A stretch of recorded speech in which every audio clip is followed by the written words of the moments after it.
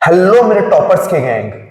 Hope कि आप सब मजे में हो, एंजॉय कर रहे हो, पढ़ाई कर रहे हो, लाइफ के मजे ले रहे हो यार। आज हम लोग 1.7 लॉस ऑफ रिफ्रैक्शन और अलग से लॉस ऑफ रिफ्लेक्शन पढ़ने वाले हैं। चलिए ध्यान देते हैं। रिफ्रैक्शन किससे होता है यार? ग्लास से होता है। अगर याद होगा आपको तो रिफ्रैक्शन किससे होता है यार? ग्लास से होता है। चलिए रिफ्रैक्शन दिखा देते हैं यार। सपोज ये ग्लास है और इसमें जो लाइट आ रहा है कुछ इस तरह से आ रहा है। ये आया हमारे चाचा जी से इंसिडेंट लाइट रे, है ना। और कितने एंगल से रिफ्रैक्ट हो रहे उसके लिए क्या बनाते हैं हम? एक नॉर्मल बनाते हैं और उसके बाद में लाइट रे इस तरह से अंदर से पास हो जाता है। आ रहा है क्या समझ में बच्चों? सपोज ये जो एंगल है जो कि एंगल ऑफ इंसिडेंस उसको आई से शो कर रहे हैं, ये एंगल ऑफ रिफ्रैक्शन है जिसको आर से शो कर रहे हैं। तो बेटा लॉ ऑफ रिफ्रैक्शन क्या कहता है? तो लॉ ऑफ रिफ्रैक्शन ये कहता है कि sine i is directly proportional to sine r होता है। और आपको पता है प्रोपोर्शनलिटी के साइन को हटाने के लिए हम क्या यूज करते हैं? इक्वल टू और एक कांस्टेंट इस्तेमाल करते हैं। चलिए हम भी वही एक कंसेप्ट लगा दे रहे हैं यार, साइन आई इक्वल टू, यहां पर कांस्टेंट जो है बेटा उसको म्यू लिख रहे हैं। अब म्यू क्या होता है? तो बेटा यू ऐसे बनाना है और ऐसा एक लाइन बना देना, इसको म्यू कहते हैं। तो क्या हो जाएगा? Mu sine r. और क्या हो जाएगा बच्चों? Mu equals to sine i upon sine r. ये क्या है बेटा?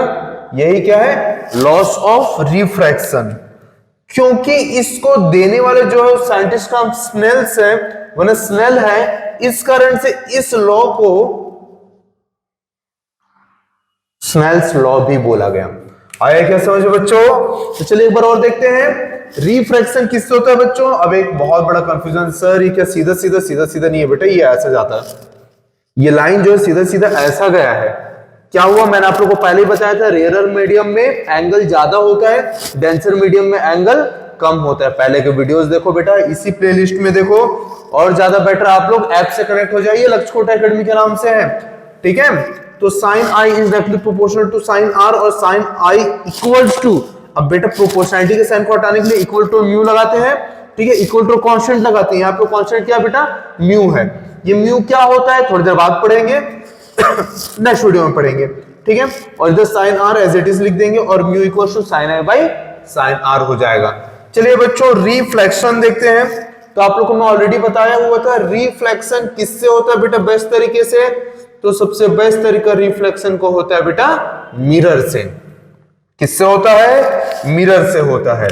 तो चलिए हम देखते हैं कैसे होता है। ऐसा लाइट रे आता है और इससे टकराता है, जो हमसे टकराएगा चूर चूर हो जाएगा ना बेटा। यहां पे चूर चूर नहीं होगा, यहां पे टकराने के बाद में वापस चला जाएगा सेम मीडियम पे। तो आपको याद है मैंने ये जो लाइट रे किस मीडियम से ट्रेवल करते हैं इसके बेस में रिफ्लेक्शन और रिफ्रैक्शन का डेफिनेशन भी बताया था। अगर कोई लाइट रे दो एक से ज्यादा मीडियम से ट्रेवल करता है तो उसको हम लोग क्या बोलते हैं? रिफ्रैक्शन बोलते हैं। अगर लाइट रे, इंसिडेंट लाइट रे और रिफ्लेक्टेड लाइट रे दोनों के दोनों सेम मीडियम पे हैं तो इसको हम लोग क्या बोलते हैं? रिफ्लेक्शन बोलते हैं। चलो बच्चों जल्दी से यहां पर एंगल शो कर देते हैं। यहां पर एंगल आई है और यहां पर एंगल आर है। जहां पर एंगल आई क्या हो जाएगा बेटा? एंगल ऑफ इंसिडेंस है, और आर क्या? एंगल ऑफ रिफ्लेक्शन है। तो बेटा लॉ ऑफ रिफ्लेक्शन क्या कहता है? Angle i equals to angle r होता है। एंगल आई इक्वल्स टू बच्चों एंगल आर होता है। चलिए एक बार फिर से पुराना याद दिला दे रहा हूं, फुल स्पीड में मेरे साथ बोलना बेटा। सबसे पहला हम लोगों ने क्या पढ़ा था? ऑप्टिक्स पढ़ा था। ऑप्टिक्स क्या था बेटा?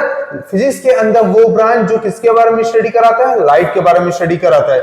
दूसरा हमने क्या पढ़ा था बच्चों? दूसरा हमने पढ़ा था लाइट। लाइट किसे कहते हैं? It is the form of energy. Light किसे कहते हैं बच्चों? It is the form of energy which gives us the sense of visibility, which gives us the sense of visibility. तीसरा हमने क्या पढ़ा था बच्चा? Phenomenon of light. याद है फिनोमिनन ऑफ लाइट? एक लाइट रे आता है सूरज चाचू के पास से, उसको इंसिडेंट लाइट रे बोलते हैं। बॉडी से टकराकर जो आर पार हो जाता है उसको हम लोग क्या बोलते हैं? रिफ्रैक्टेड लाइट रे। रिफ्रैक्टेड लाइट रे बेटा मैंने ट्रिक भी बताया था, याद कैसे रखना है।